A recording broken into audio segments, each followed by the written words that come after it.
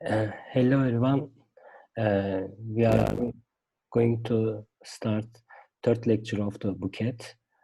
Tomorrow there will be no class, so you can start now. Hello. Yesterday we looked at one geometric in a detailed way. Today we want to define curvature and look at some applications related to curvature. Now, first of all, I want to give a strange definition of curvature. I will explain it later. We take a complex planar domain, a metric on this domain U. The curvature of the metric rho at the point Z inside this domain is defined by minus Laplacian logarithm rho Z over rho Z square. Here, delta is the Laplacian. Now recall the definition of Laplacian operator. First of all, it was del square over del x square plus del square over del y square. When you had Buket, there is a question. yes. What if rho of z is 0? Yes, I will talk about it in a bit. And the metric is generate. The metric it generates. Yes, we will all talk about that slowly. Now, first of all, recall the definition of Laplacian, and then when we had a holomorphic function, we could express it as 4 times del over del z times del over del zy. Now, zeros of rho. Now, you can think of zeros of rho z as singularities in the curvature function. You say that k is undefined at those points, but when we are working with holomorphic functions, we will only be dealing usually with a discrete set, so this won't cause too much trouble. Now, we have a proposition. We take two domains, U1 and U2. They are in C. They are domains in the complex plane. We take a conformal map. In particular, we want the derivative of H doesn't vanish at any point. Now, if rho is a metric on the second domain, the range part, then we have the curvature of the pullback metric at Z is equal to curvature of the metric at HZ. This is true for all Z in the first domain. Now, the proof of this thing is done by direct calculation. But before starting to calculate, you should recall that for any holomorphic function f, the function logarithm absolute f square is harmonic. So that means its Laplacian is 0. And you can see this by writing it in this fashion. Now, we begin to calculate. We write the definition of curvature. We put the pullback function definition in its place. We open up the equation, and this part minus logarithm h absolute h prime z is 0 because it is harmonic. Then when you write everything in a neat way, you get the curvature of rho at the point hz. So this is just calculation. Now, if you take a holomorphic function instead of a conformal function, here the function being the point of taking a conformal function that its derivative never vanishes. So this is still valid. The equality is still valid for points where the derivative of f is different from 0, and the value of the metric at fz is different from 0. These will usually be all points except for a discrete set. But when we take a conformal function, we don't have to tackle with these problems. Now I have to say that I'll say something about the definition we gave here. This actually comes from the Gaussian curvature in Riemann geometry. You can, of course, get this formula by using the Gaussian curvature in Riemann geometry, but we don't really need the machinery used for this construction. So we give this formula as definition. It is, I'm using Grant's Context Analysis Geometric Viewpoint book as the textbook, main textbook. So he prefers to do it in this way, and I'm following his steps.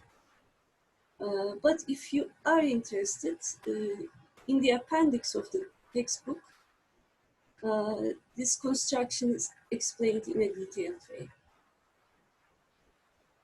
So, of course, the first example will be Euclidean metric. Then if you put this in the equation, rho z is equal to 1, then clearly you get the curvature 0. And the second example is spherical metric.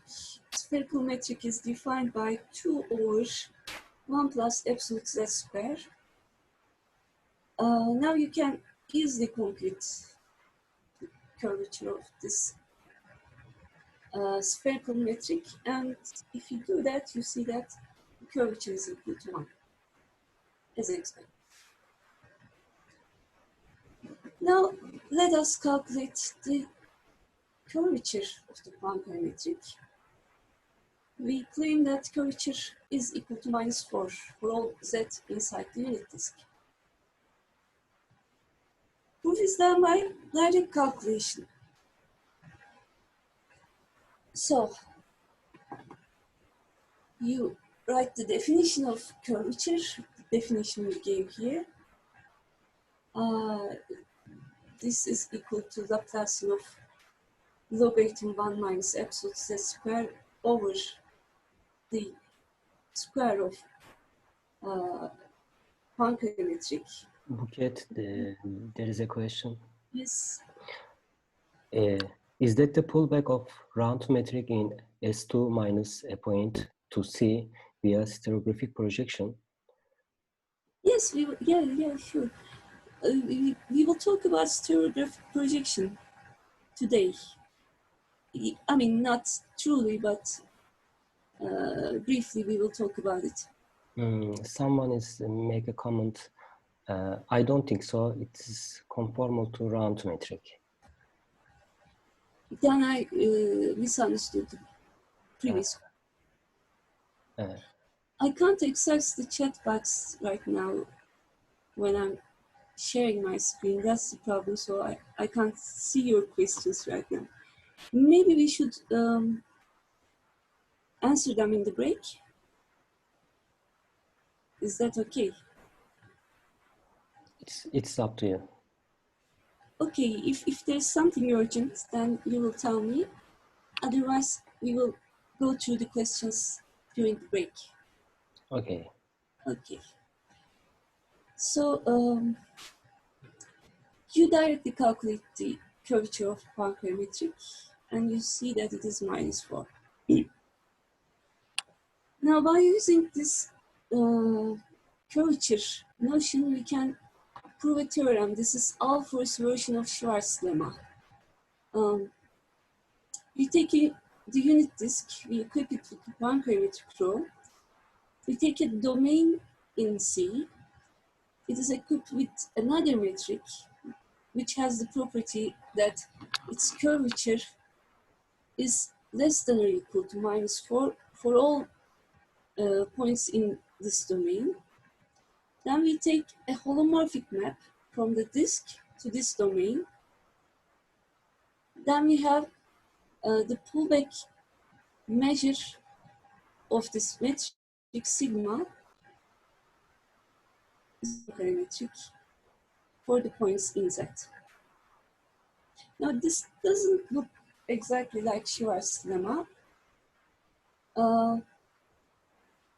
but we will explain that in a bit, but first let us prove what we have here. So far, we work with point parametric on the unit disk. We can actually define point parametric elsewhere. Now, for the proof of this theorem, we want to define an analog of point parametric on the disk with radius r strictly less than 1, and strictly positive,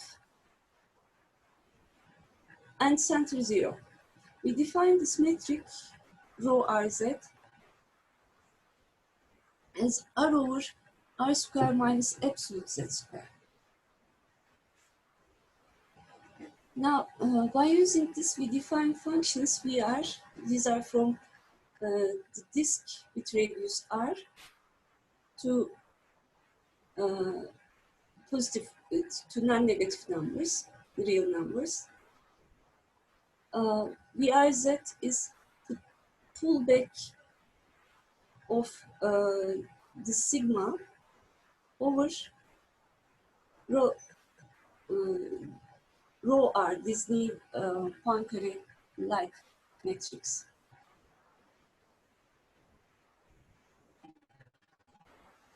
And this is equal to r square minus absolute z square over r times sigma fz times absolute value of the derivative of f at the point z. Now, what we want to show is that each Vr is less than or equal to 1 on the disk with radius r. So when we let r to 1 from the negative side, you will get the inequality we want.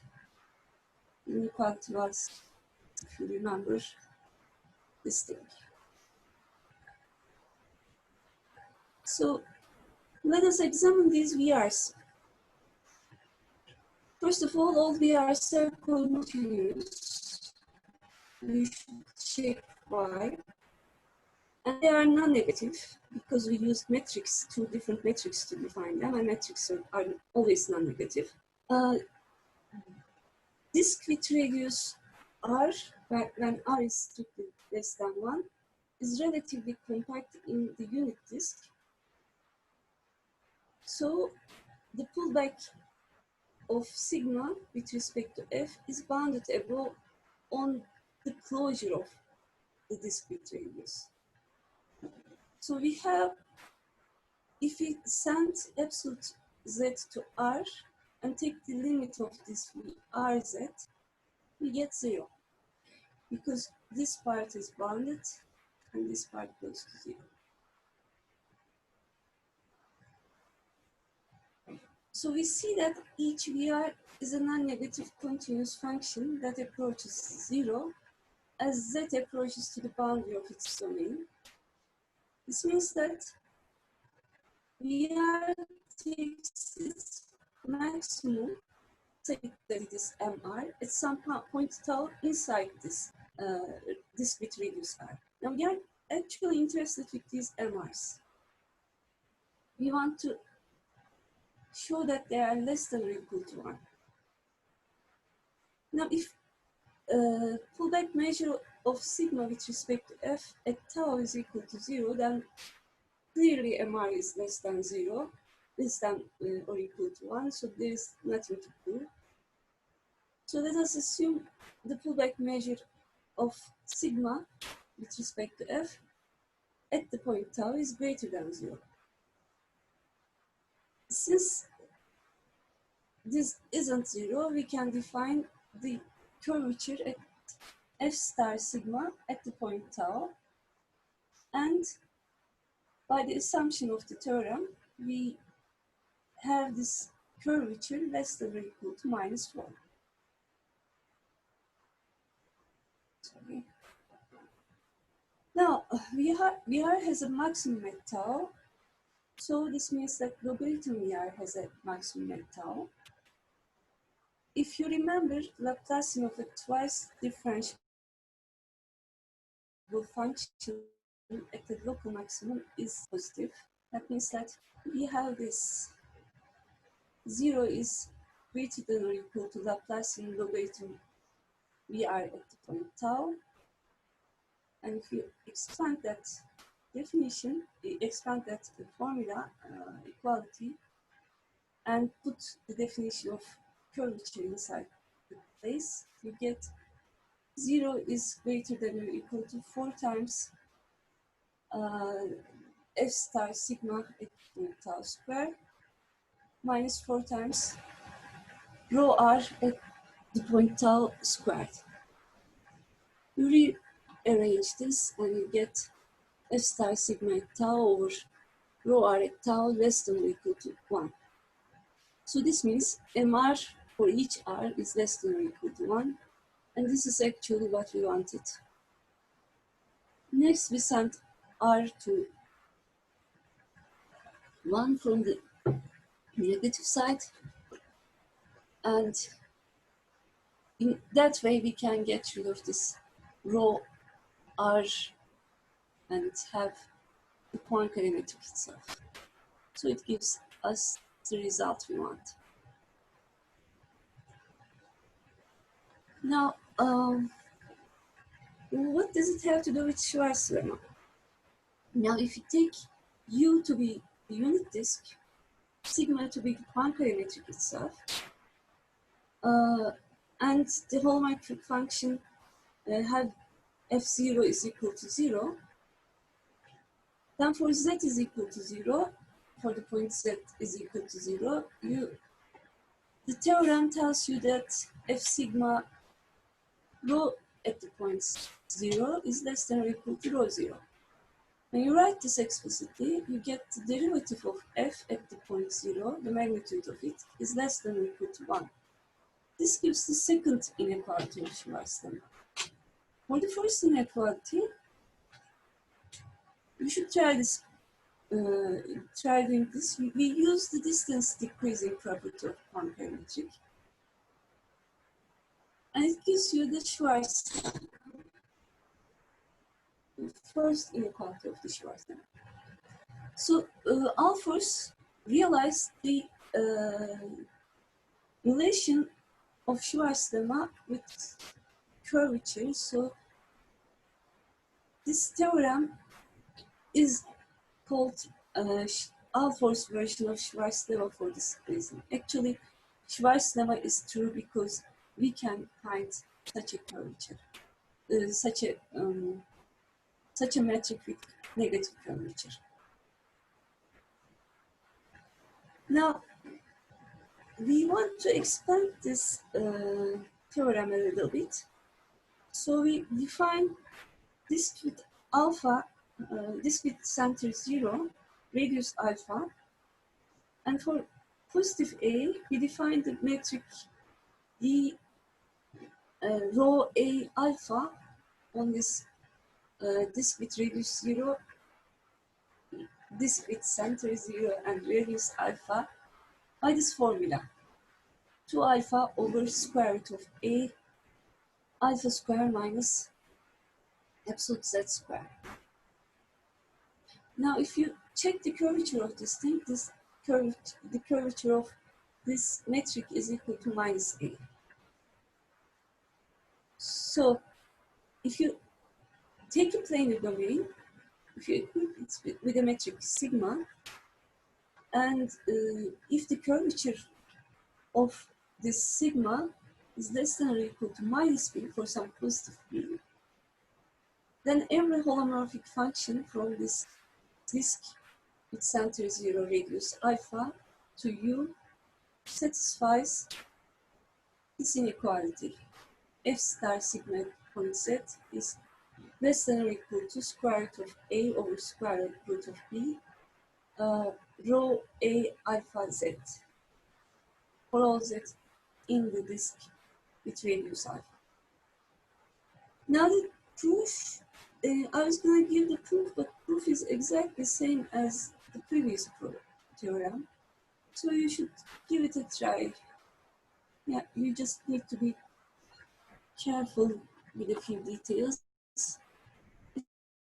exactly the same as that. Now, by having these results, we can prove a lot of classical theorems in analysis. First of all, let's see the constant.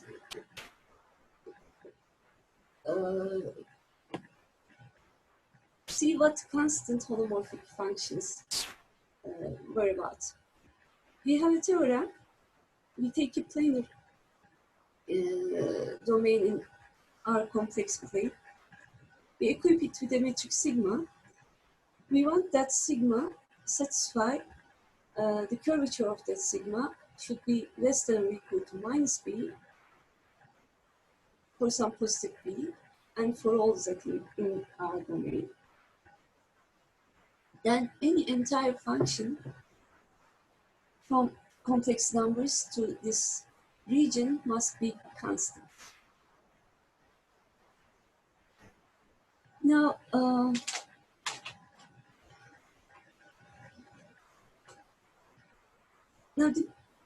if you take a function, a holomorphic function from this disk to you, you equip it with the metric rho a alpha, as we said before, this metric. We fix a, and we see that the pullback of f with respect to rho is less than or equal to square root of a over square root of b times rho a alpha z. Now, if you send alpha to infinity, then the right side goes to 0. So this means that the pullback f star sigma z is equal to 0, but this was equal to the value of sigma at the point fz times f absolute value of f prime z. So this is true if and only if the derivative of f at the point z is equal to 0. But this means that f must be constant. So of course this reminds us of Lewis' theorem. Lewis' theorem, if you remember, says that any bounded entire function is constant. So the proof is now a lot easier actually. If you take a bounded entire function, you can assume that the range of f lies in the unit disk, because if it doesn't, you can multiply it with a constant and send c times f to unit disk. One parametric on disk has curvature -4. So by the above theorem, f must be constant. So there is more to this constant function business. We want to construct a constant which is not bounded.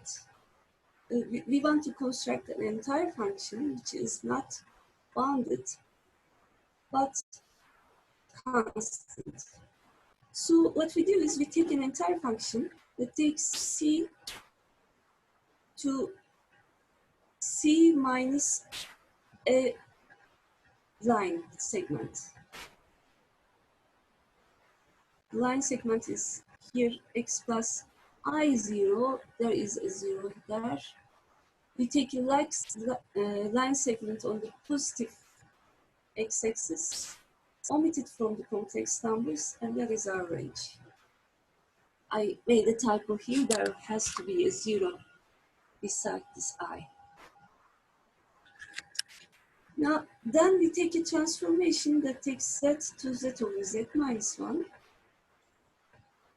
Sorry, there's okay. The 0. In the definition of S.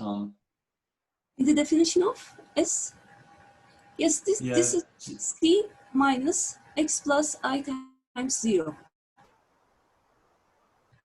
So it should be on the real axis. There's a typo there. Thanks. Okay? Okay. So we take transformation that takes z to z over z minus 1. We compose it with f. Then g is an entire function, and its range is c minus x plus I0, where x is less than or equal to 0. So its range is complex numbers minus negative real axis. We go on. We take the principal branch of the square root function, compose it with gz. Then it is also an entire function. It takes values in the right half plane. Then we take the KD map. KD map is z minus 1 over z plus 1. This takes right half plane to the unit disk. Then we define the function uz as the composition of this KD function with hz. Now this is a bounded entire function. So by theorem it is constant by Lewis' theorem. If you trace back the steps, you see that f is also a constant function, entire function. So actually, the crucial thing doesn't seem to be boundedness here.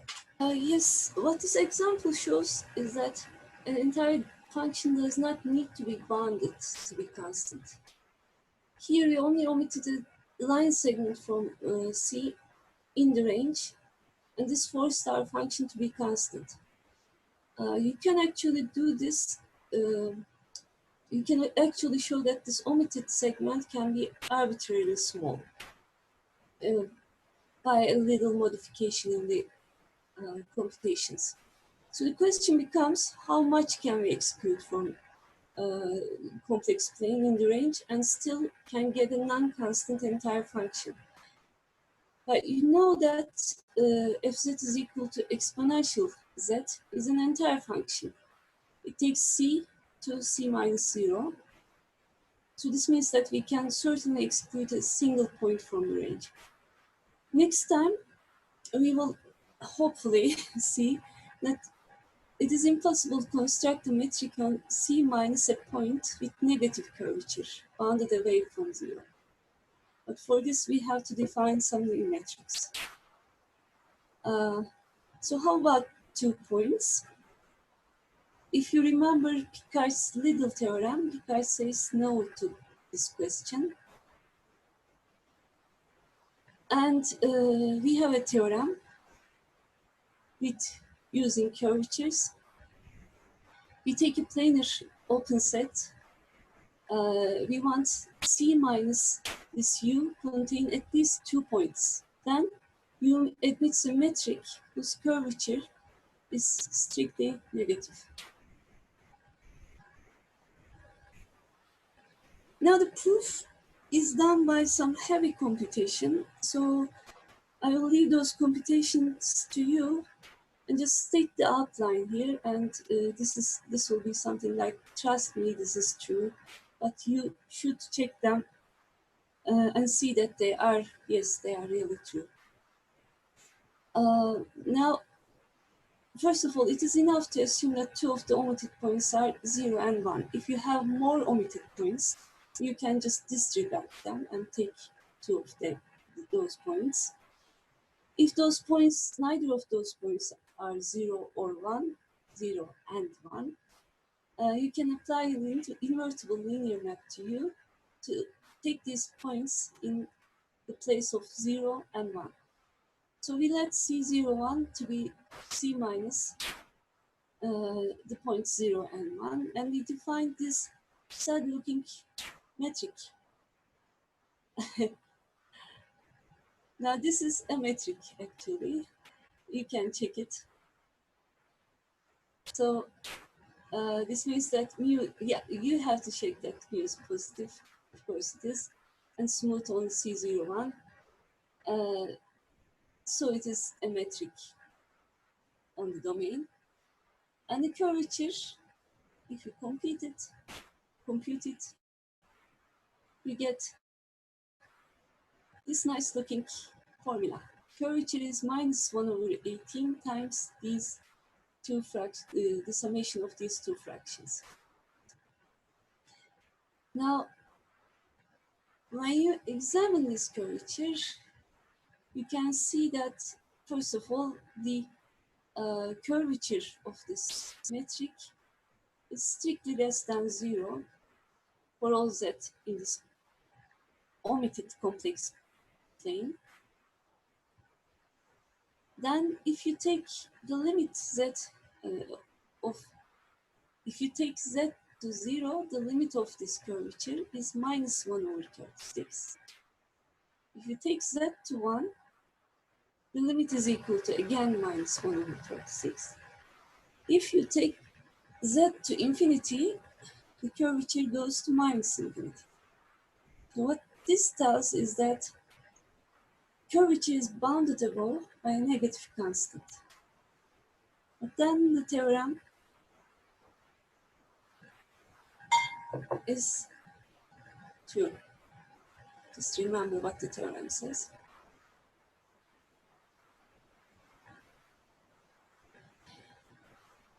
But then this gives us Picard's Little theorem as a corollary. If you remember Picard's Little theorem, if you take an entire function and if omits at least two points in its range, then f must be a constant. So, of course, it's clearly this is a result of the theorem. Now, if you think about polynomials are also entire functions. They have a pole at infinity. And we also said that an entire function with a pole at infinity is a polynomial. We didn't show it in detailed way, but we said that this was the case. But polynomials assume all complex values. If you have a transcendental, which means non-polynomial, entire function, we analyze this essential singularity. If 0 is an essential singularity for such a function, then you had a Casorati-Weierstrass theorem. It said that the neighborhood around 0, no matter how small it is, will be dense.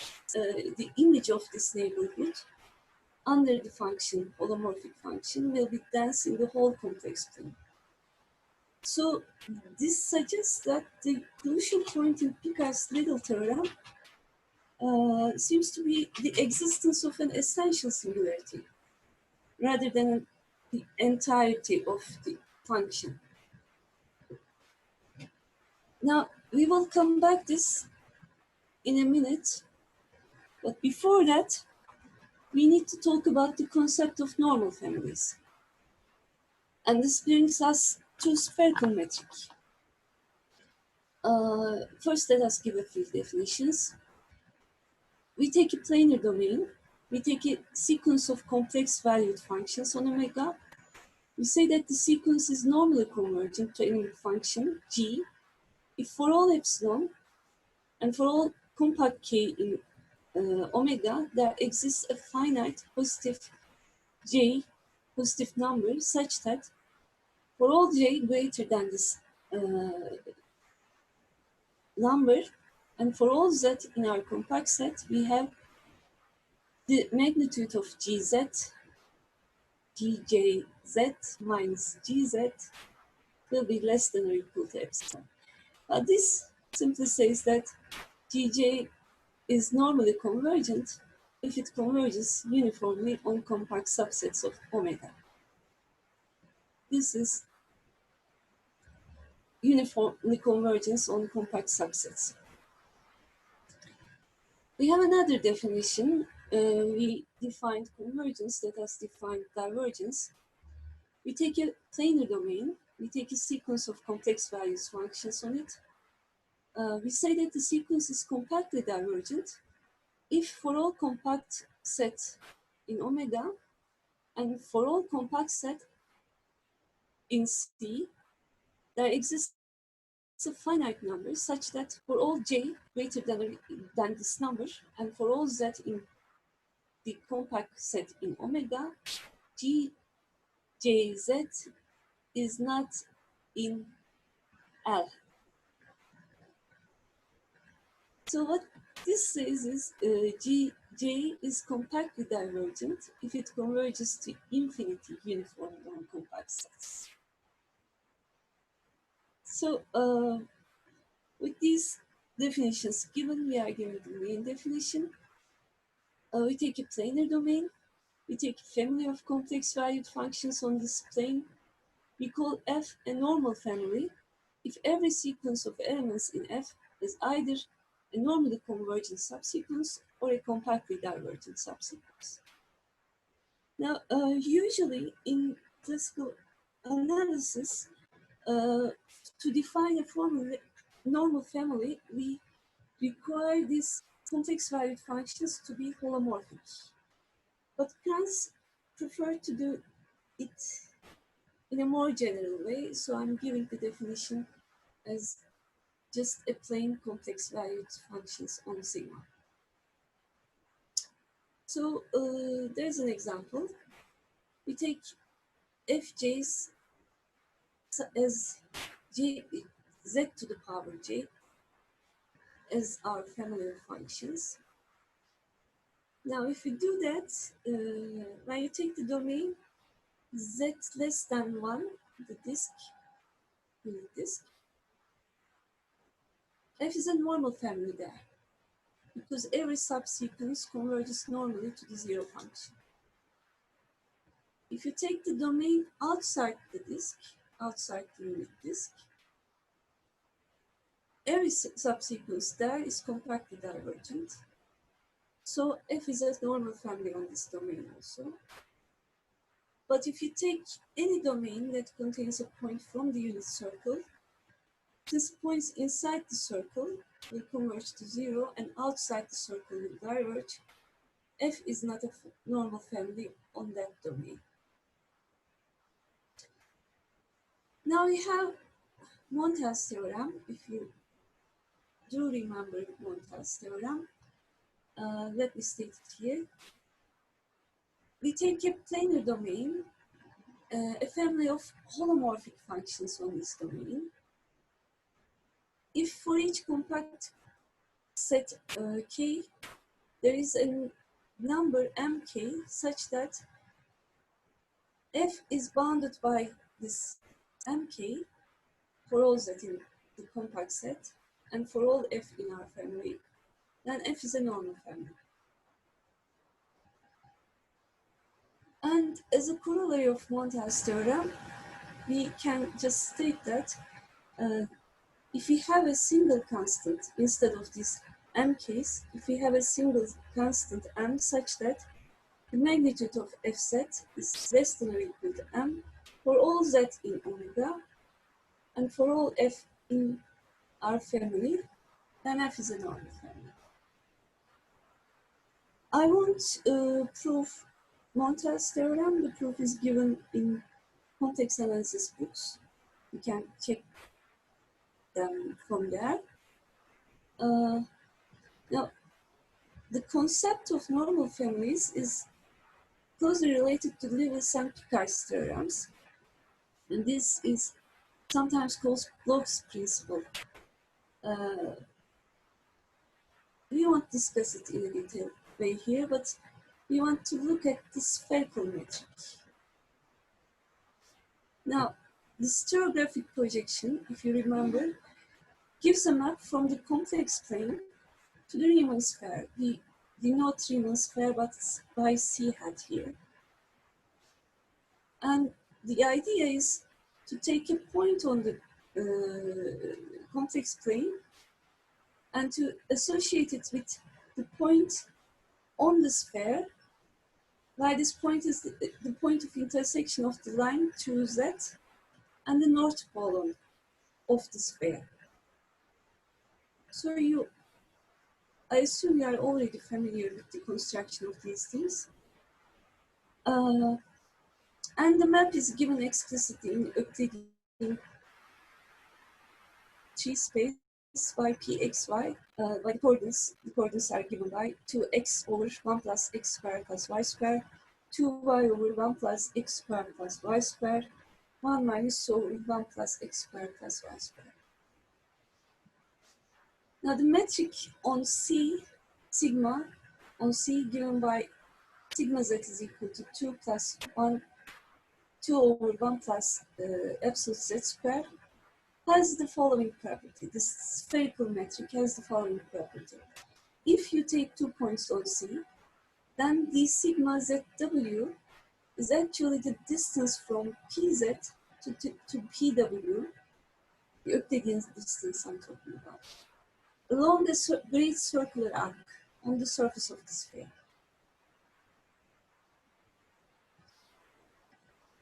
So the exact formula of this distance is given by d sigma zw.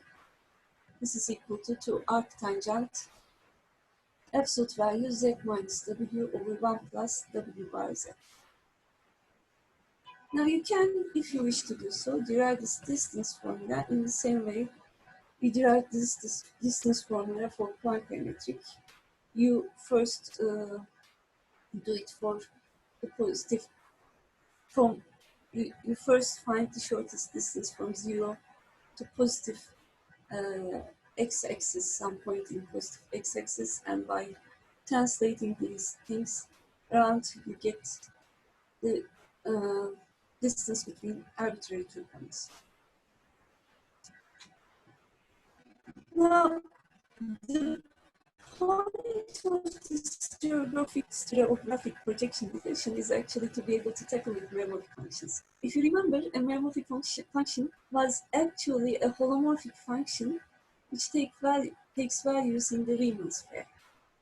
So, if you want to see this, let mz be a meromorphic function on a domain U. Let it have a pole at the point P. Let Iz define Iz to be 1 over Z. Then I composition M is holomorphic in the neighborhood of P. But this is the definition of holomorphicity for a C hat valued function.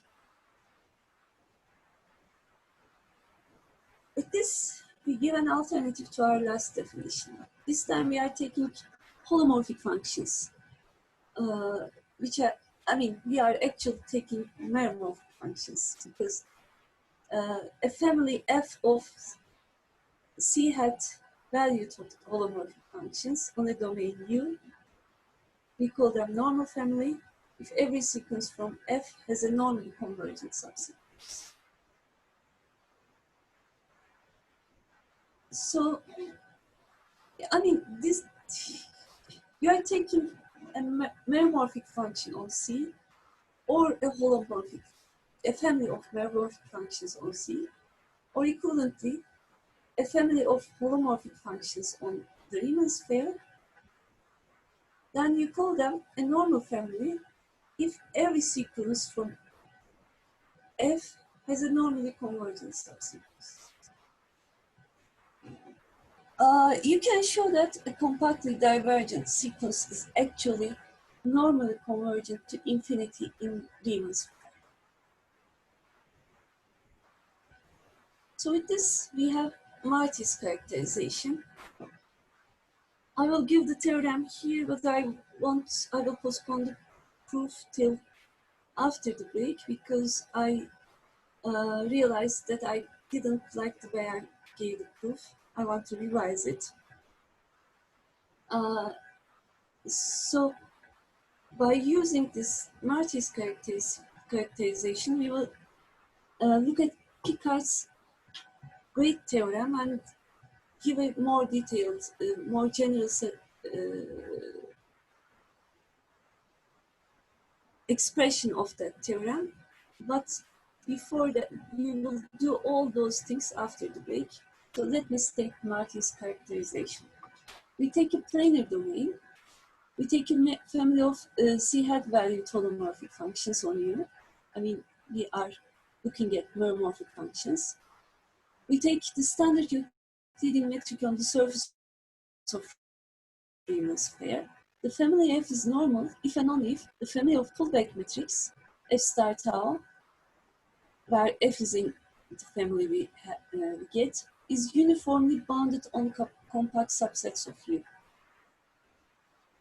You can equivalently say this by if F is a normal family, if and only if for each compact K in U, there is a constant Mk such that for all Z in this compact set and for all F in our family, we have 2 times the magnitude of F prime derivative of F at point Z over 1 plus magnitude of Fz square less than or equal to Mk. Now, we will give proof after the break because there are some analysis discussions and I don't want to, I want to explain them in a detailed way. So that's all for today.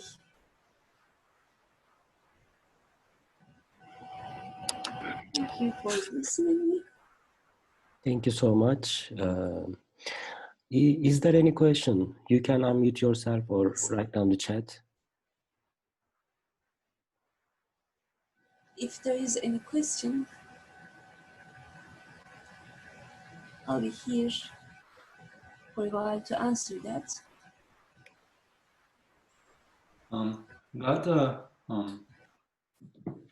About your statement of Maria's characterization, you Sorry, say, I can't hear you. well, you're saying not tau be the standard Euclidean metric on the Riemann sphere. On the Riemann sphere? Yeah. So I can't what is tau more explicitly? The Euclidean tau metric. You are.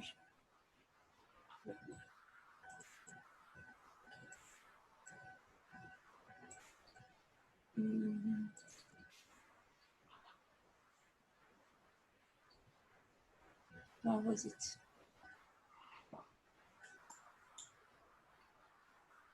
Yeah, here. Here.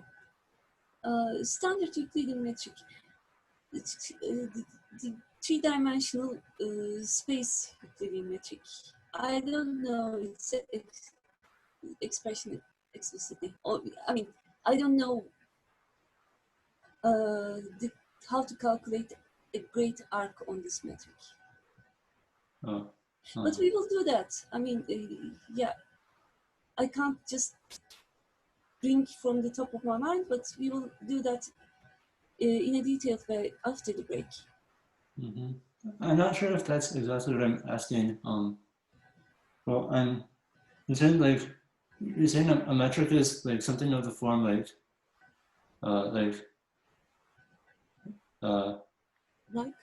Well, it's like rho, right?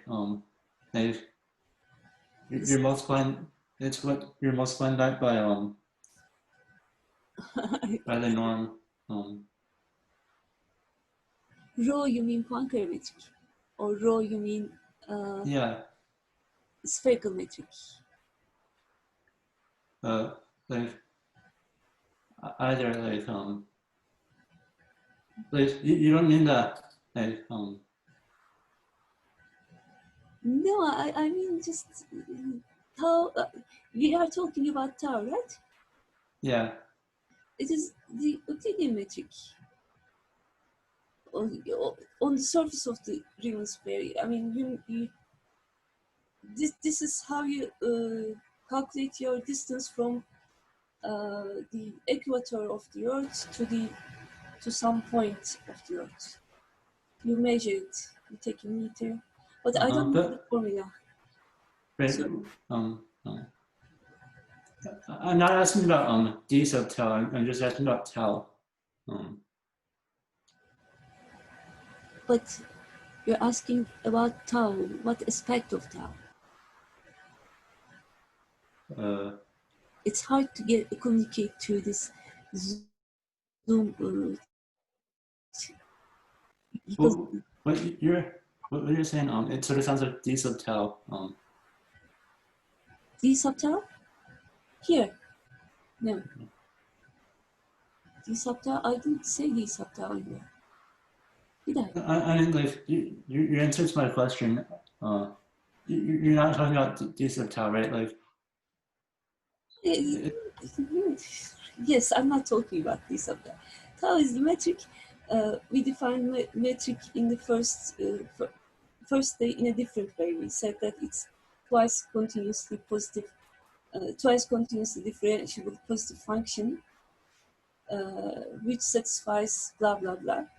Now, tau is actually here in that sense. It's a twice continuously function, positive, etc. But when you calculate the distance given by tau, by this metric, you get the usual Euclidean distance on the sphere, of course. right. So But there's an explicit formula for tau, or? yeah, there should be, but I don't remember it. I mean, it's Okay. I'm sorry, I don't remember it, but I will find out for you. Probably Right. I will use it in the proof also. Right. Thank you. Didn't. Yeah, I mean, but you can find the formula the way we found the distance for Poincare metric as well.